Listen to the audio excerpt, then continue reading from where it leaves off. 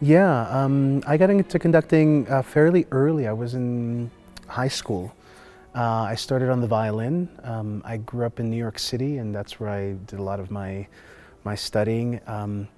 The cool thing about New York, about growing up in New York, is that you can be immersed in so much music, and you can be playing in, youth orchestras, so many at the same time. And at one point, I remember in high school, I was playing in 4 youth orchestras at the same time. And they're all very high level. I mean, it's New York City, so you really have a wonderful pool of talent to choose from. So we were playing all the great orchestral work. So I knew my love of orchestral music was there. That was definitely there. And I think the conducting came out of my liking leadership opportunities as a violinist, also playing concertmaster, first violin and quartet. And so conducting, I think, was just sort of inevitable. I'll put together a lot of groups on my own in college, and eventually I went to Aspen, the Aspen Music Festival, which is not too far from here. And so I spent 4 summers there in Aspen as a conducting student, although I was doing my degree in violin. And that's really how it started to take off that way. That I thought maybe professionally this would be something that I could do. Being at that level, studying with David Zinman, who was my teacher there, Mary Sidlin. And yeah, that's how it started. And eventually I won my first job with the Cincinnati Symphony, and then at the Cleveland Orchestra, which is where I met Carl for the first time, actually. I met Carl Topola there, and we became very close friends. And he's brought me to CIM, to Cleveland Institute of Music, to conduct. And so I'm glad it finally worked out that I could be here this summer. Tchaikovsky is a lot of emotion, very similar to Mahler in that way. He kind of he's an open book. He wears his emotions on his sleeves in all the music. And so as a conductor, what's very, very difficult, the most demanding thing about Tchaikovsky is that you kind of have to be that when you're encouraging the musicians to play. It's impossible not to, because that's one of those things about the music that they need to produce. They really need to produce not only the sound but the emotion. They really need to feel why he wrote certain things, and this piece in particular, the Pathétique, which is, about him dying in the end. I mean, really, the heartbeat going away and him, losing his breath. I mean, it's really quite an emotional ride.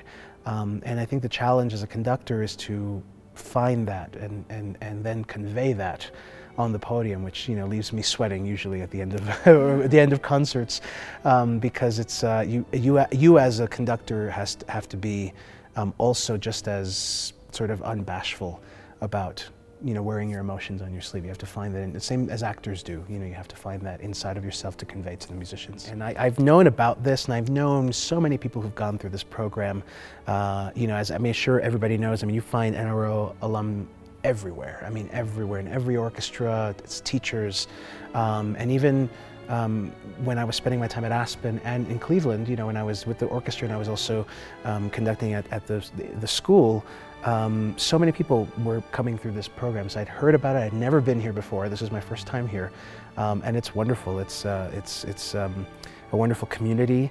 I like that it's actually so unpretentious. It's just a really nice place to grow, and not super competitive. Everyone's very nurturing and very supportive, and you kind of have to be if you're all kind of in one orchestra spending the summer together. And I also like that it really trains everybody to not only in the playing but the mindset. Having to go through a lot of repertoire very quickly, going through repertoire in one rehearsal sometimes. I mean, that's professional training, because that's what you have to do in a professional orchestra. It's no different. They came off of a concert yesterday which was put together very quickly, and they did really well. And that's something that a lot of places don't offer, and I think that's very, very special about this place. Yeah, it's interesting because even in this orchestra today that I rehearsed, I have people that I've worked with in the past in other programs as well. Some people at Manhattan School of Music, some people at Juilliard, some people at Tanglewood, and so you see them kind of going into different places. I mean, we all, there's so many programs, but everyone kind of at some point makes the rounds and does all these programs.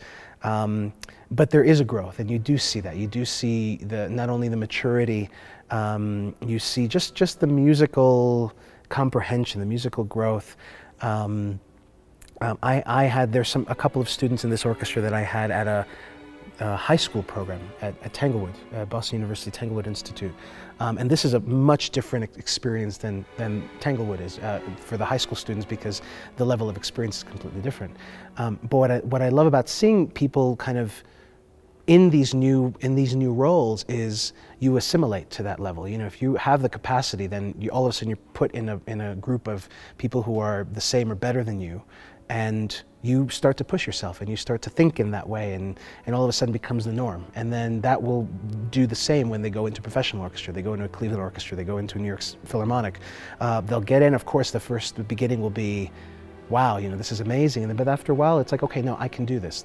I know what this is about. I've had experience doing things like this. That's what this NRO is for a lot of these students, is that bridge, so that when they get into a professional situation, it's not something that they've never seen before, that they've never experienced before, which is very special. Music for me is life. Music for me is everything.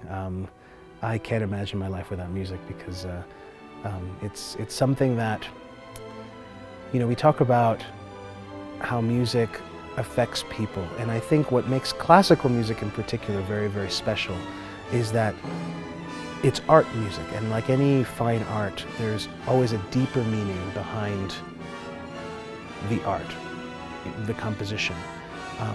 You know, the difference between a Van Gogh and a, you know, advertisement billboard. You know, they're both visual things to look at, you know, but they mean completely different things. And to be able to immerse and reproduce fine art that makes you really dive into emotions and into depth of your soul, it's something that I don't know. If you're not in it, it's hard to explain. It's hard to explain to somebody who doesn't really understand that. It's something very special, and you can't recreate it in any other way. So I feel very lucky. I feel very lucky that I get to do this at a high level with such eager musicians, and even in the professional world, it's just really, really special to be able to reproduce some of this fine art and make people think, you know, force people to have these emotions that they never thought they might have, and to even live through a composer that has been dead for hundreds of years. You know, you're actually bringing that person back to life in a way when you play their piece, because that's their thoughts, that's their things that they wrote. They had a blank page, they could have written anything, but they decided to write those things for a reason. And so for me, that's fascinating, and I can't imagine my life without it.